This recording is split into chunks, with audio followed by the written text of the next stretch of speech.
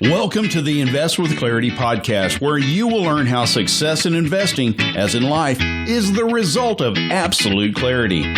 Mark Pearson of Nepsis in Minneapolis, Minnesota, shares his passion for portfolio management and commitment to transparency and communication to allow investors to fully understand what they own and why, bringing them to clarity in their investments. And now, here are your co-hosts, Matt Halloran and Mark Pearson. Hello and welcome to another Invest with Clarity podcast with Mark Pearson. Today, we're going to talk about leadership and risk tolerance. Now, there are a lot of people out there who might think that those are very different things, but what we're going to talk about today is how important leadership is when you're talking to your client or you are a client working with an advisor. So, Mark, welcome to the show. Biggie, always good to be with you. All right. Always. Well, what is the foundation of this? I mean, we were kind of prepping for the podcast, so enlighten our audience now about why these two things are so important and how they're actually linked. Right. So, great question. I have this fervent passion for, obviously, the industry and clarity. Obviously, Nepsis is all about clarity. And as I'm on my own journey to clarity in investing and planning, one of the things that I spend a lot of time talking to advisors about is the idea that what clients really hire a financial advisor for is leadership. People are looking to an advisor to provide them advice, to provide them wisdom, to guide them through a process of helping them achieve their investment and planning goals. And I think that one of the many problems our industry has today, besides the lack of investment clarity, is also the lack of planning clarity. This idea that investors who look at investments and this idea of the race to the bottom, that everything is about cost, tells me, from a commonsensical standpoint, that investors are looking at cost of investment as opposed to the value of what an advisor is providing them to accomplish the goals they want to accomplish. And therefore, if that premise is true, my belief is that, surprisingly, maybe to people who tune into this podcast, I believe one of the most important documents, if not the most important document, if I may be so bold to say, is the quote-unquote risk tolerance questionnaire that investors fill out. And of course, I have a problem, Matt. I know you're going to be surprised by this. I have a problem with the idea of even calling something a risk tolerance questionnaire, which is why we don't call ours that. Well, what do you call it then? We call ours an investment policy and objective setting questionnaire. So there's no risk, no suitability in the phrase. It is your investment policy and objective setting questionnaire. Love it, don't you? I'm processing what you just said because you're once again changing the conversation right at the beginning. And I love how you talked about leadership, right? That's exactly what investors want from an advisor, and an advisor wants to deliver good leadership to their clients. Yes. Break this down. So how are you using this? How can your advisors use these two kind of philosophical underpinnings to change that conversation? So in the broker-dealer world, it's called a suitability questionnaire, right? In the advisory world, it's called a fiduciary, questionnaire, right? We have suitability versus fiduciary. And you'd be surprised at how many times financial advisors give a risk tolerance, quote-unquote, questionnaire to the client, and the client fills it out. I think that's one of the biggest mistakes you can make. An advisor must walk through the suitability / investment objective questionnaire in order to establish the ground rules for leadership. Look, if you look at the statistics in the marketplace, we've talked about Dalbar before here. The Dalbar studies show it. A lot of the studies show it. You've brought them up in the past too. Investors have a tendency to invest at market highs and sell at market lows. And the mentality of the investor is that they invest in the stock market, when the reality is the stock market is nothing more than the greatest place to bring buyers and sellers of business together. It's a market. You buy and sell businesses in the market. And investors who focus on quote unquote a risk tolerance questionnaire should also be focusing on what I would affectionately like to refer to it as a volatility questionnaire, because volatility is different than risk.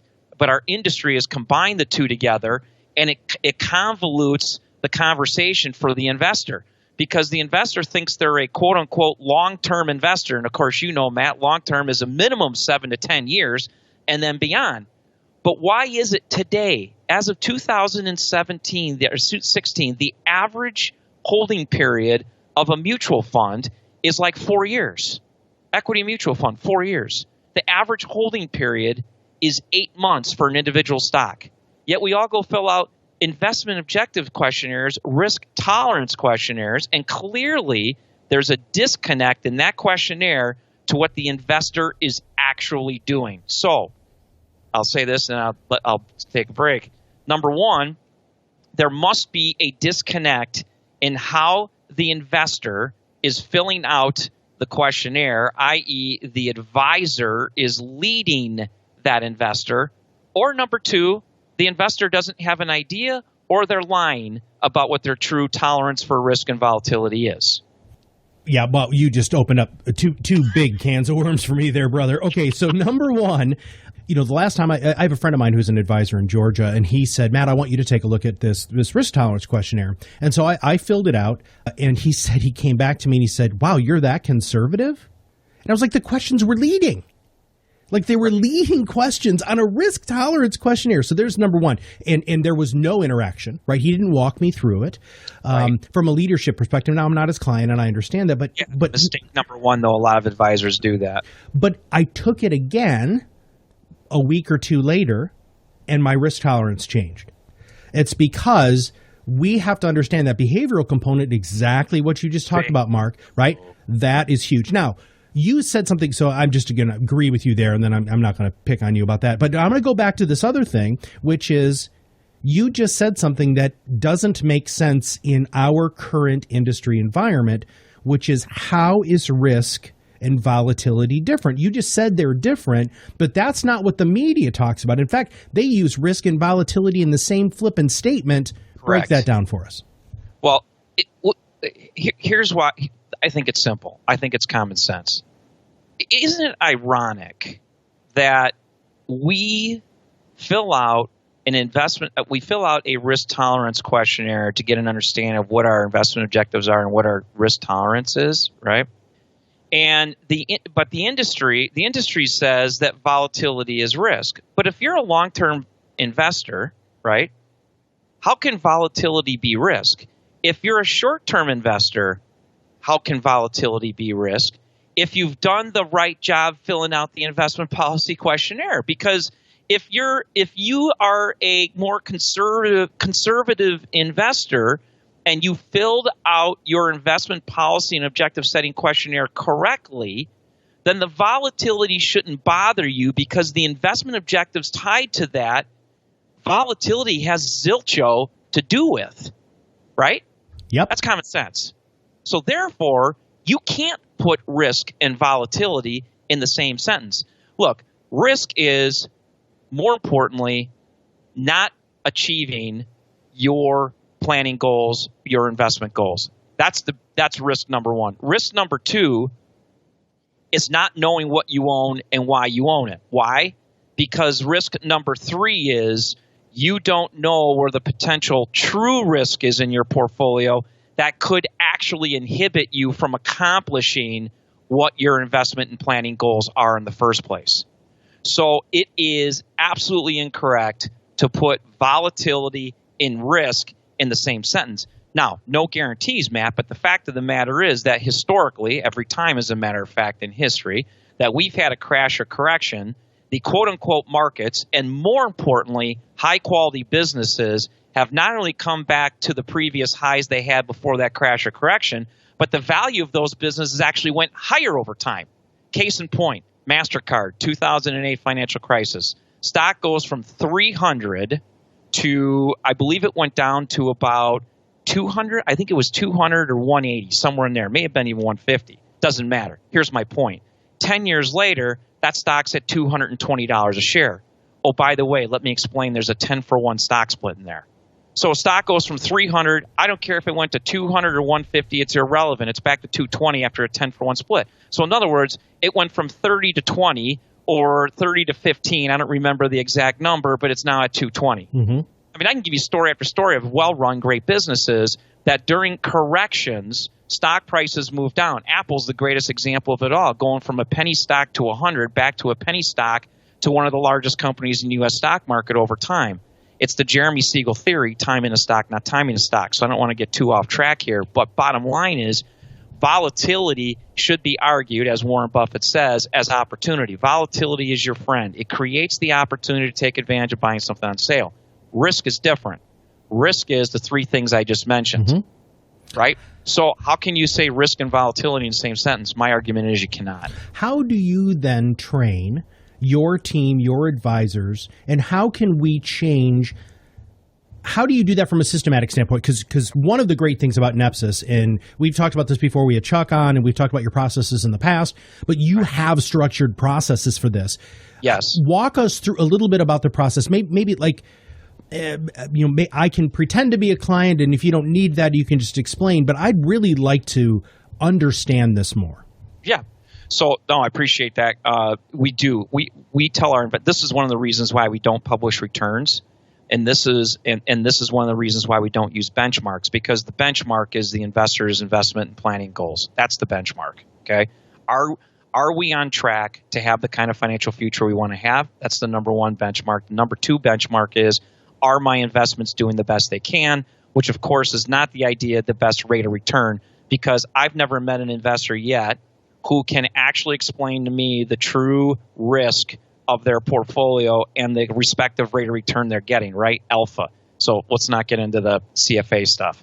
Bottom line is, what makes investors successful is the leadership of the advisor to guide the client through good times and bad times to get them to the point where they realize that they are on track to accomplishing their financial goals. To do that, you must have a process. And what we have created at Nepsis is that process of the advisor leading the client from the beginning. Mr. and Mrs. Client, we are going to take you through the investment policy and objective setting questionnaire. This is designed to be our guide, our outline, if you will, to our investment policy statement. We've talked about the investment policy statement in the past. And so the questions on our questionnaire, some people say they're too generic, they're too difficult to answer because there's too many variables. And my response is, exactly, thank you for the compliment. That's why I'm here to guide you and talk through the process. What does it really mean when I ask you, what is the maximum percentage you would be willing to fluctuate in any 1 year in your portfolio? A general rule, of course, but not guaranteed proposition, Matt, for investing is that over time, higher returns correspond with greater risks and also greater volatility. And you'd be amazed at how many people want to fill out the questionnaire, and they fill it out, and the contradictions, if they do it on their own, are staggering. And the financial advisors, we're in the process of building training for this, because the advisors, how can you say that you're willing to see your portfolio go down 15% in any 1 year, but your long-term return objective is 6% above inflation? You can't have that. Right. So the more you can educate the advisor to educate the client and help the client understand, because every client wants to check the box over 6%. Everybody wants the highest return possible, but they don't understand risk. And more importantly, they don't understand the power of volatility, because the way most portfolios are structured, as you know, Matt, they are mutual funds and exchange-traded funds. The investor doesn't have the authority, the financial advisor doesn't have the authority, nor the power to take advantage of the volatility. They have to rely on the psyche of the manager to do that, to make sure that's getting taken advantage of. And by the way, even if they are, does the investor even see that? Does the advisor even see that? Do they even know it? No. Leadership, leading your client, guiding your client, must require a level of clarity that enables the advisor to differentiate the situation the investor's in from everybody else. That is advising with clarity. I want to go back to something you had said previously, which was the average time somebody holds an individual stock as per the average time they hold a mutual fund. Yes. And or what the long-term investment. And you just, light bulb went on. I don't know if you heard that sizzle because that's really just my brain burning. But I didn't think about any of that when I was going through the risk tolerance questionnaire that I went through, because I put it as a perspective of a very long, like over the long term, how much am I willing to lose? But with what you're saying here, or not necessarily put at risk, that's a better statement. But what you're saying here is, and especially with the MasterCard example that you gave and the Apple example that you gave, now in 1 year, I totally have a different feeling than if I did in 15 years. Does that make sense, or am I way off?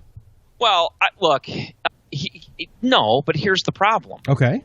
Why is it investors always buy at market highs and sell at market lows? Well, because we're stupid. But why, is it, maybe it's because they don't know what they own and why they own it. Yeah. Maybe because they don't understand what the investment strategy is. See, here's the thing. Love this quote. Charlie Munger, of course, Warren Buffett's partner over there at Berkshire. Quote, "You don't make money when you buy stocks. You don't make money when you sell stocks. You make money while you wait." I love that. Wow. Time in the, Jeremy Siegel says time in the market, not timing the market. I bet most of the people tuning this show here would be surprised to hear me say that in actuality, statistically speaking, bonds are more quote unquote risky than stocks. That's what the academic data says, according to Jeremy Siegel. Really? Bonds are actually more risky than stocks. Yes. The problem is, you see, years ago, 50 years ago, the average holding period of a stock was 8 years. Mm-hmm. That falls in the 7 to 10 year time frame, holding a stock. The average time frame now is 8 months. Why is that? The advent of ETFs, the advent of online trading, the advent of mutual funds. Mutual funds were around back then, but they were used very differently. I almost argue that modern portfolio theory at some level has impacted the investment process in a negative way, because everyone knows that asset allocation is important. You have, as bad as international is this year, as bad as emerging markets has been this year, and the S&P once again is completely outperforming the international emerging markets, the reality is there's a reversion to the mean eventually. And that long-term investing is about asset allocation, small, mid, large cap, international, emerging, and U.S. all together, and sticking to the investment process over time. The investment policy and objective setting questionnaire is the outline. It sets the foundation for the advisor to lead the client so that when the client has those fears, when the client has problems, when the client has a life-changing event, the investment policy and objective setting questionnaire can be gone back to, review with the client, and you say to the client, you check the box 30%. You're a growth and income investor. You said 30%. Mm-hmm. The market's down 15% right now. Why are you nervous? Oh, yeah, I guess I didn't really know how I was. Okay, you're never going to get 100% of this right, but my experience, bluntly, Matt, is that people who have had Nepsis manage their money, and the financial advisors who utilize our investment objective and policy setting questionnaire, objective setting questionnaire, the people don't call during volatile periods. In fact, they get more calls and emails from people, is Nepsis buying right now? This is a psychological shift. This is why, bluntly, I really believe, sadly as it is to say this, Matt, that I believe I want to and will become an industry disruptor. Mm-hmm. People have got to get back to the basics of what real investing is. This is not a casino. This is not a horse track. This is your hard-earned money. And when you don't know what's going on with your money, and when the advisor is having you fill out the investment objective questionnaire, how does that advisor really know how you tick? That's why the one we've created in our process starts the process for the client immediately with the advisor as the guide, as the expert, as the one who tells the client, this is how it's going to be because you pay me to do that. And don't worry about volatility because you know what you own and why you own it. And that volatility will create that opportunity to buy more of that business on sale. Another sizzle. And again, I think I'm going to have to check my smoke alarms here. Because so we've been doing this for a long time, but and I know that I'm thick-headed, and we've talked about that offline.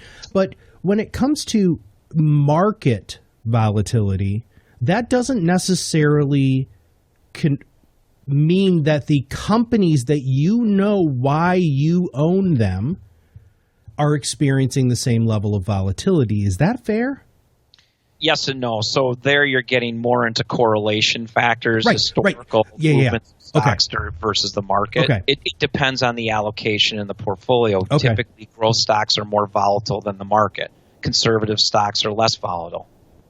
But when you ask the fundamental question, which is, you know what companies are in your portfolio, why those companies are in the portfolio, even if the market, and I'm air quoting there, does do a hiccup. That doesn't necessarily mean that the companies that you invest in, that you believe in, that you know are good fundamental companies, aren't going to, as we've seen historically, potentially bounce back to where they were or even greater because they're really good companies long term. So this is where you get into buy discipline and sell discipline. I'm actually going to tell you a story. I don't think I've even told you offline. All right. And I tell this story quite often, and it's actually a scary, scary story because at the end, when I give you what I have found, you will agree with me that this is flat out scary in multiple ways. We started buying a company in 2006. The company was called American Capital Strategies. American Capital Strategies at the time was about $45 a share. It was paying about a 7% dividend. It was a business development kind of company. And at that time, the stock went from like 43, 44, where you start buying it, 47, 48. To speed up the story, at the bottom of the financial crisis, the stock was at 62 cents. And I had clients ask me, why didn't I sell it? And I said, because the long-term fundamentals of this company haven't changed.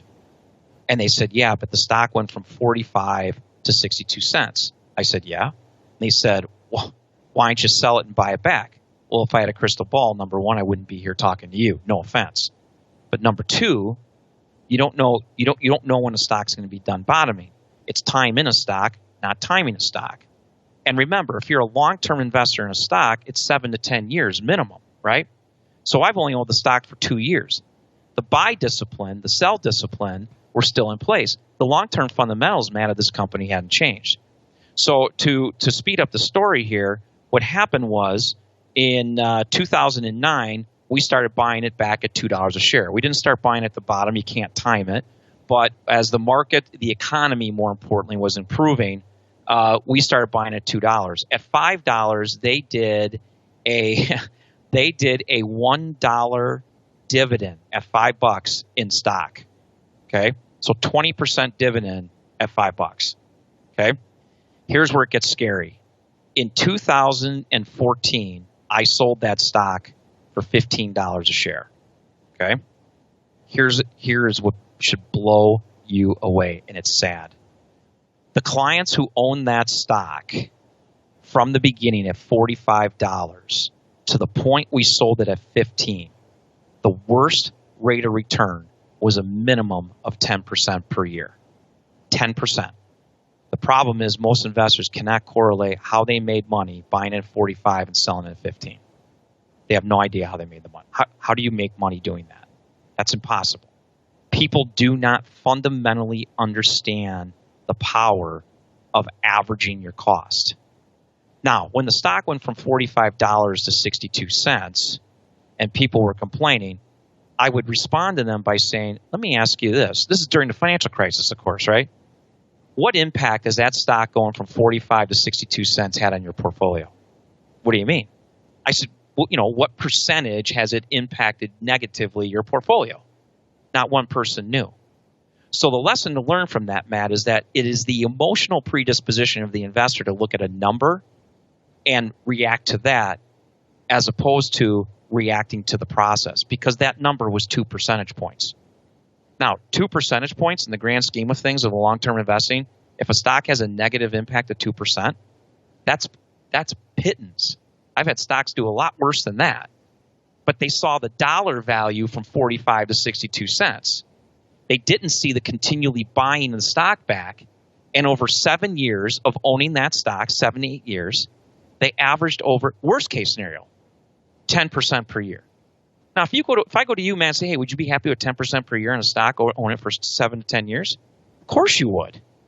That doesn't include all the people that bought it at 2, 3, or 4 and sold it at 15 during the process. They made a lot more money, right?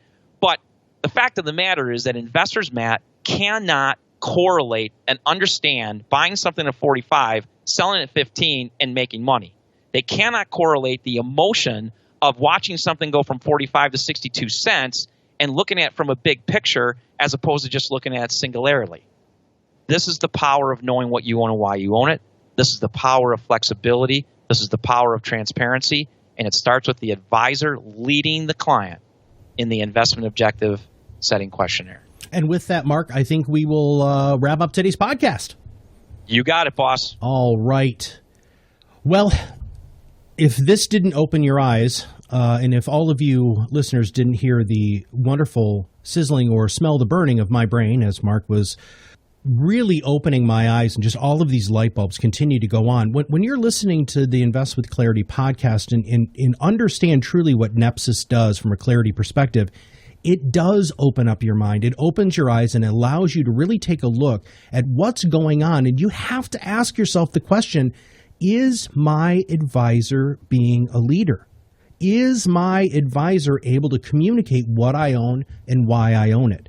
If the answer to that is no, you've got to check out Nepsis. You just have to. There's no other logical step to take. And with that, for everybody at Nepsis, if you have not subscribed to this podcast yet, make sure you click that subscribe now button below. And if you know somebody who needs to hear this message, please make sure that you just click that share button, send it to them, email, through social media, all of the whole 9 yards, and make sure that your friends and family have a chance to learn how to invest with clarity. This is Matt Halloran, and we'll see you on the other side of the mic very soon. The content discussed is for informational purposes only. It is not a solicitation or recommendation for any securities that may be mentioned herein. Advisory services offered through Nepsis Inc., an SEC-registered investment advisor.